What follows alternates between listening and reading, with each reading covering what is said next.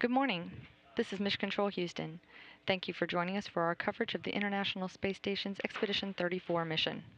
Today, most of the attention of the ground control team as well as the on-orbit crew is focused on the Progress activities.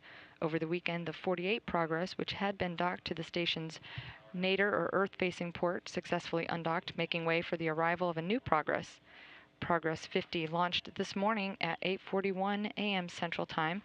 That spacecraft is now en route to the space station. It is on an expedited path on a 4-orbit rendezvous, which will be enabling a same-day docking to the space station. The Progress arrival to the station is planned for 2:40 p.m. Central Time. In support of the Progress docking and ingress activities, the crew is sleep shifting a bit, waking up at 8 a.m. GMT, or about an hour later than normal, and likewise the flight control team here at the Space Center is likewise shifted and will be supporting a longer than normal shift in order to see the Progress docking activities concluded.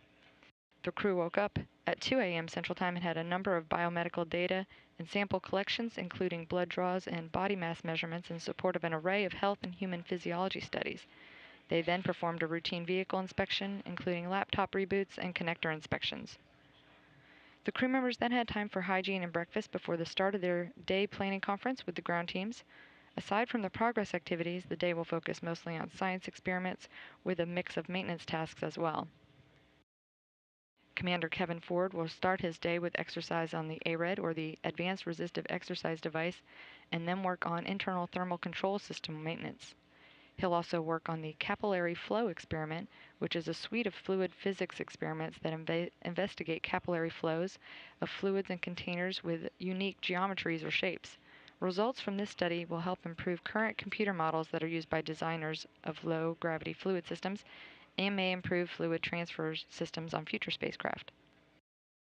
Tom Marshburn's morning will include a collection of water samples from throughout the orbiting complex, as well as performing software updates for the Regenerative Environmental Control and Life Support System, or ECLSS.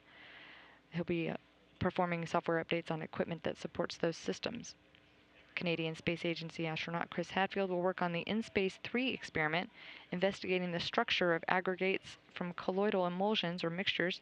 This particular experiment obtains data on fluids containing unique shaped particles that change the physical properties of the fluids in response to magnetic fields. The rapid transformation of these fluids have many possible technological applications on Earth, especially for actuator-type devices. This technology has promised to improve the ability to design structures such as bridges and buildings to better withstand earthquake forces. Hadfield will also start on pre-packing supplies for the upcoming Dragon vehicle, which is scheduled for a trip to the station in early March. Cosmonaut Oleg Novitsky's day will include work on experiments such as Matryoshka, which measures radiation exposure in space, and the Typologia experiment, which is a Russian experiment to better understand crew member performance on orbit.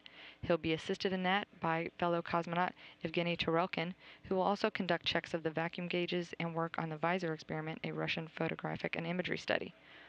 Roman Romanenko will work on Russian experiments as well and perform ventilation system preventative maintenance in the service module. Towards the end of the day, Romanenko and Tarelkin will turn their focus to the arrival of the Progress 50 spacecraft. That docking again scheduled to occur at 2:40 p.m. Central Time, bringing with it nearly 3 tons of supplies and equipment.